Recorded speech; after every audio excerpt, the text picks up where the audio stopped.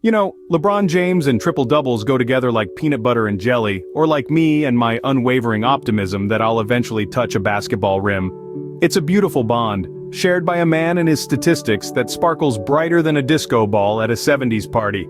In the recent showdown between the LA Lakers and the Memphis Grizzlies, LeBron, or as I like to call him, the triple-double king, was at it again.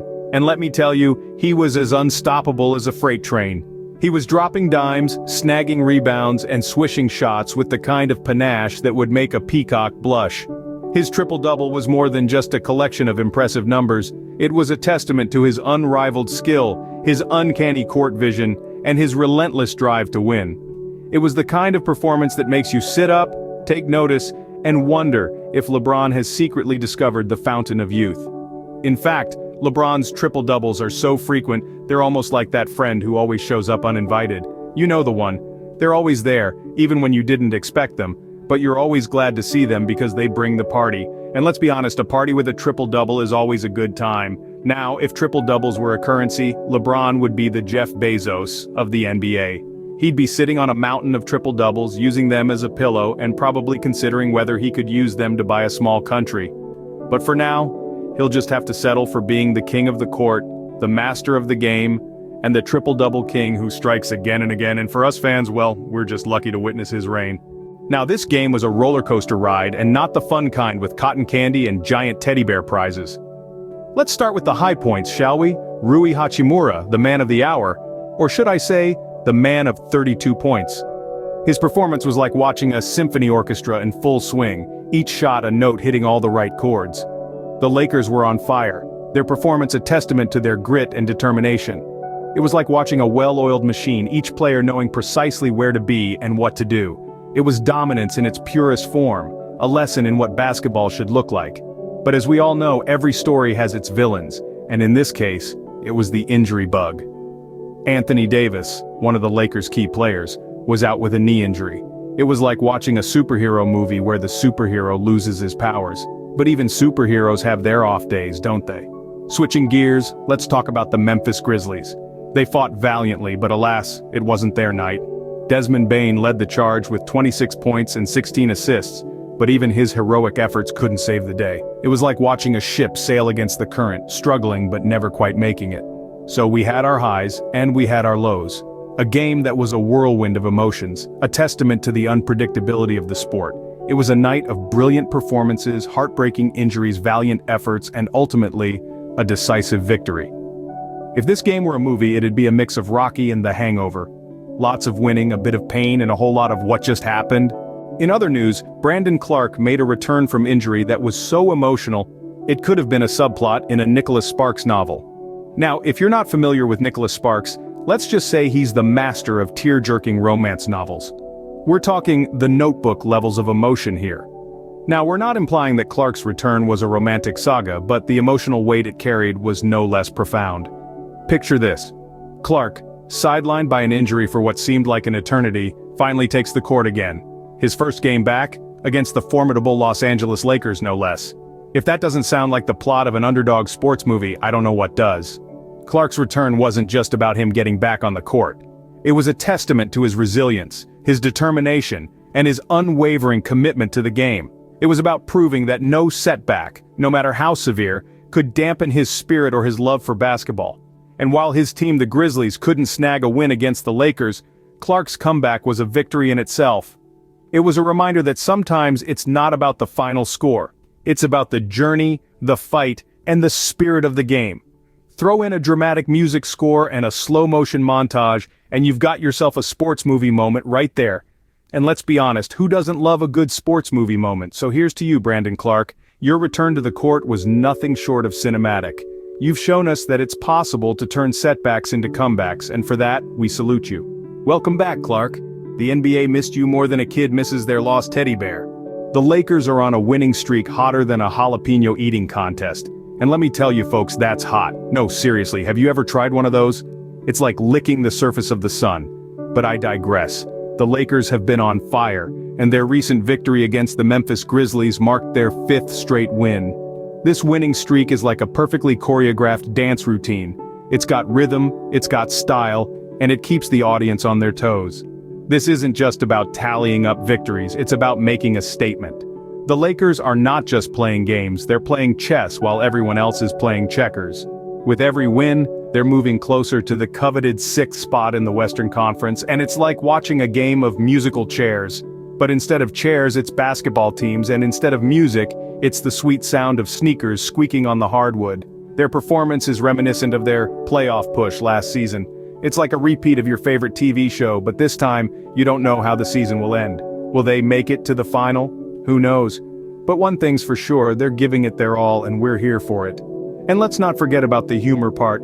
This winning streak is like a comedian on a roll. You never know what's coming next, but you know it's going to be good. It's like watching a sitcom where the Lakers are the main characters, and every win is a punchline that leaves the audience in stitches.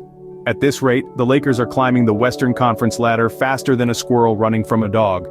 And trust me, that's fast, so grab your popcorn and get ready for a wild ride because the Lakers' winning streak is a show you won't want to miss.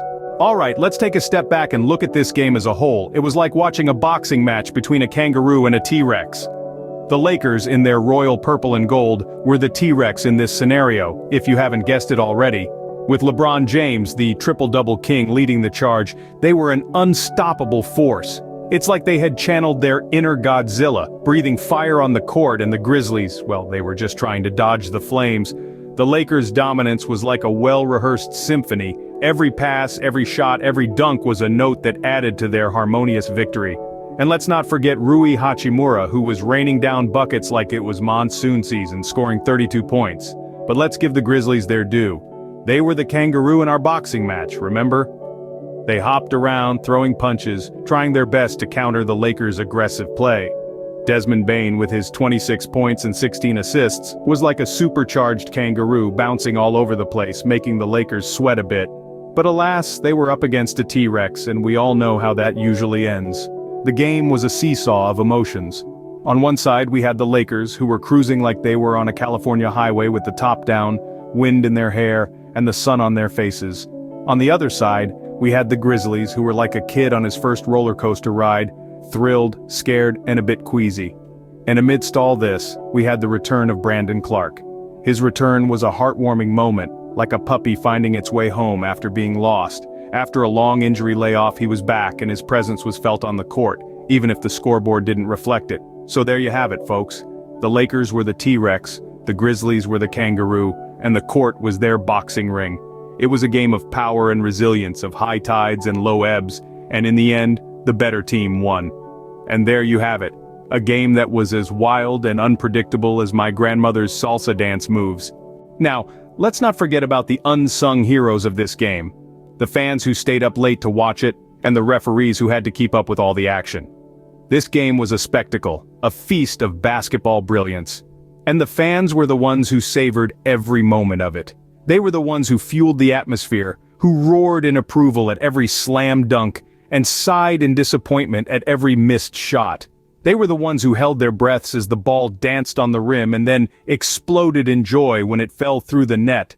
They were the ones who lived every moment of the game, their emotions tied to the rise and fall of the scoreboard. They were the ones who, despite the late hour, stayed glued to their screens, their eyes sparkling with anticipation. Now let's talk about the referees. Yes, those guys in the black and white stripes who were running up and down the court, trying to keep up with the lightning-fast action. They were the ones who had the unenviable task of maintaining order in the chaos, of making sure that the rules were followed and the game was fair. They were the ones who had to make split-second decisions, their eyes always on the ball, their minds always on the game.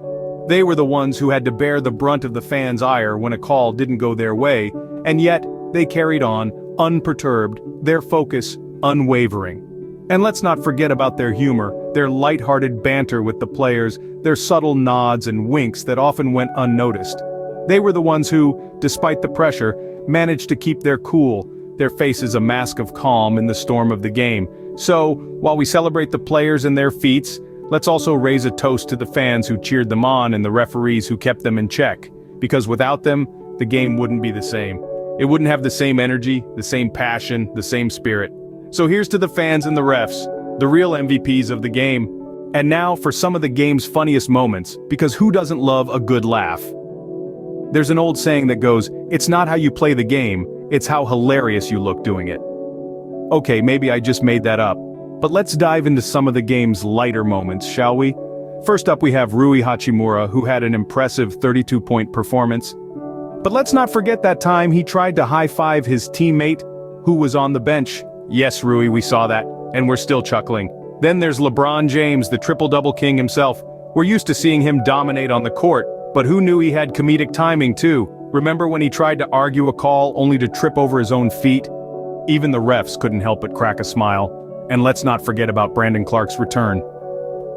In the midst of a touching standing ovation, Clark was so overwhelmed that he accidentally ran to the wrong end of the court. It's okay, Brandon, we've all had our moments. But perhaps the funniest moment of all was when the Grizzlies' Desmond Bane, after a stellar 26-point, 16-assist performance, tried to give a serious post-game interview, while his teammates played pranks in the background. You've got to love that team spirit. These moments remind us that despite the high stakes, these players are humans just like us. They trip, they stumble, they occasionally high-five the air, and they definitely know how to have a good laugh. Basketball is a serious sport, no doubt, but it's these funny, unexpected moments that make the game truly enjoyable to watch. They add a touch of lightness and humor to the intense world of professional sports, and we wouldn't have it any other way. And that's why we love basketball. It's not just about the points, it's about the laughs, too. Well, folks, if this game were a pizza, it'd be a supreme with extra cheese, full of flavor, a little messy, and leaving us wanting more. The Los Angeles Lakers, led by the triple-double king himself, LeBron James, managed to dunk the Memphis Grizzlies, 136-124. It was a game of highs and lows, with the Lakers hitting their 5th straight win, inching closer to the 6th spot in the Western Conference. Rui Hachimura showed us why he's not just a sidekick, scoring a whopping 32 points. And let's not forget the emotional return of Brandon Clark, reminding us that basketball is as much about spirit as it is about skill. On the other end, Desmond Bane led the charge for the Grizzlies, making a valiant effort with 26 points and 16 assists. And there you have it, a game that was more entertaining than a monkey riding a bicycle. Until next time, subscribe and keep shooting those hoops.